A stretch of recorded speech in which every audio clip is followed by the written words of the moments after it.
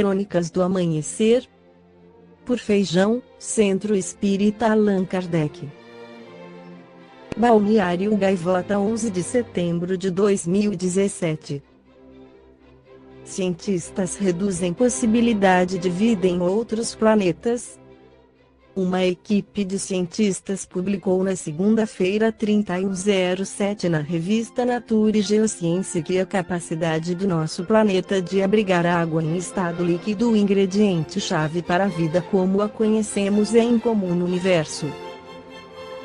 Encontrar vida em outro planeta é, portanto, mais difícil do que se imaginava. Acreditava-se que era provável que mundos distantes que orbitam estrelas semelhantes ao nosso Sol passassem por fases ricas em água. Isso aconteceria quando a estrela jovem e fraca de um planeta gelado e sem vida como a Terra no início começa a se aquecer, se torna semelhante ao Sol e derrete o gelo nos planetas que a orbitam a uma distância adequada dentro da chamada zona habitável. As esferas geladas no nosso sistema solar, incluindo as luas Europa, de Júpiter, e Encélado, de Saturno, ou exoplanetas em outros sistemas estelares, poderiam se tornar habitáveis dessa maneira, segundo essa teoria. No entanto, Jun Yang, da Universidade de Pequim, e sua equipe simularam a evolução dos planetas gelados e mostraram que, sem gases atmosféricos de efeito estufa, uma característica da Terra, a energia necessária para descongelar um planeta gelado seria tão alta que este passaria de congelado para infernal sem uma fase intermediária e habitável.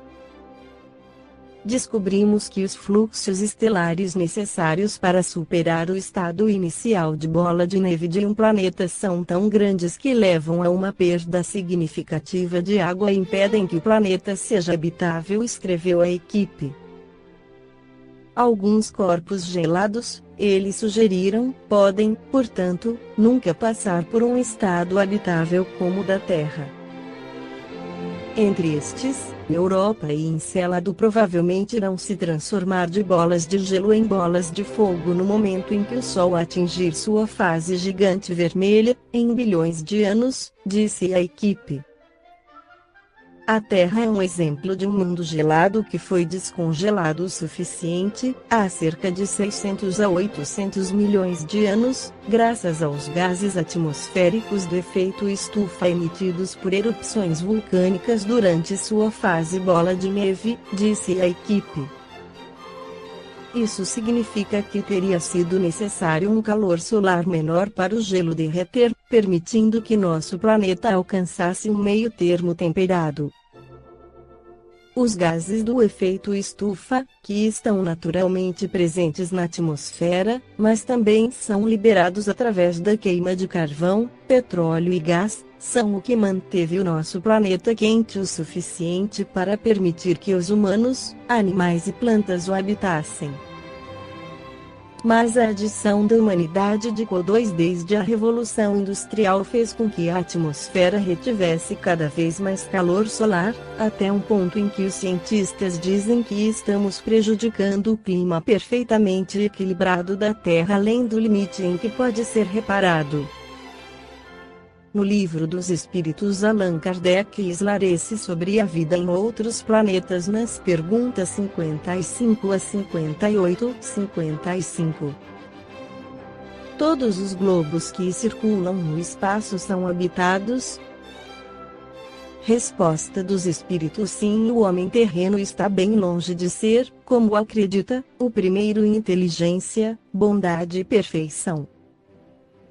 Há, entretanto, homens que se julgam espíritos fortes e imaginam que só este pequeno globo tem o privilégio de ser habitado por seres racionais.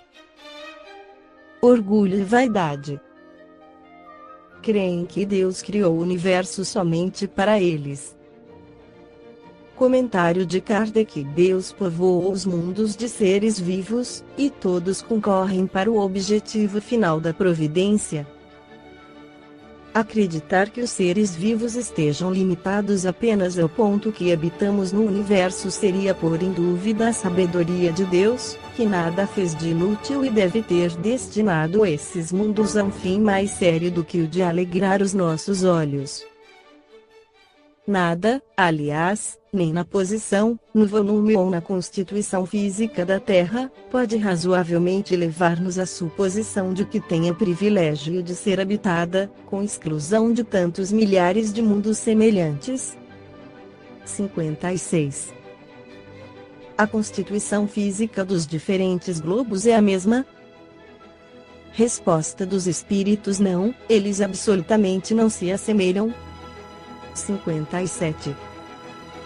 A constituição física dos mundos não sendo a mesma para todos, os seres que os habitam terão organização diferente? Resposta dos espíritos: sem dúvida, como entre vós os peixes são feitos para viver na água e os pássaros, no ar. 58. Os mundos mais distanciados do Sol são privados de luz e calor, de vez que o Sol lhes aparece apenas como uma estrela? Resposta dos espíritos: acreditais que não há outras fontes de luz e de calor, além do Sol? Não tendes em conta a eletricidade, que em certos mundos desempenha um papel desconhecido para vós e bem mais importante que o que lhe cabe na Terra. Aliás, não dissemos que todos os seres vivam da mesma maneira que vós, com órgãos semelhantes aos vossos. Comentário de Kardec: as condições de existência dos seres nos diferentes mundos devem ser apropriadas ao meio em que têm de viver. Se nunca tivéssemos visto peixes, não compreenderíamos como alguns seres pudessem viver na água. O mesmo acontece com outros mundos, que sem dúvida contêm elementos para nós desconhecidos. Não vemos na Terra as longas noites polares iluminadas pela eletricidade das auroras boreais? Que haveria de impossível para a eletricidade ser mais abundante que na Terra, desempenhando um papel geral cujos efeitos podemos compreender? Esses mundos podem conter em si mesmos as fontes de luz e calor necessárias aos seus habitantes.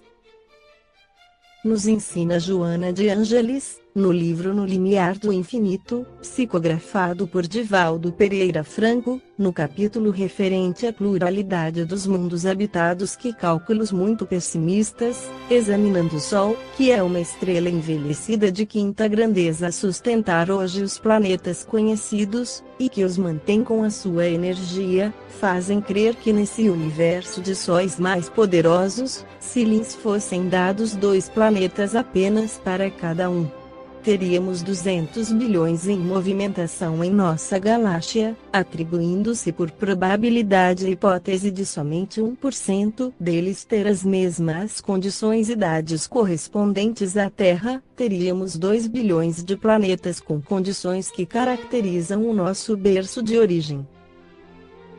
Dando-se a possibilidade remotíssima de que apenas 1% deles tivesse condições de vida semelhante à nossa, defrontaríamos, aproximadamente, com cerca de 20 milhões de planetas iguais ao nosso com vida inteligente. Não é, portanto, temerário afirmar-se que a vida inteligente não é exclusivo patrimônio da pequenez do planeta terrestre. Tal afirmação já não repugna a inteligência nem a cultura da pluralidade dos mundos habitados, mundos esses departamentos da casa do Pai, nos quais o espírito evolui, progride, aprimora-se na busca da perfeição incessante. Esta foi a crônica do amanhecer de 11 de setembro, por Feijão.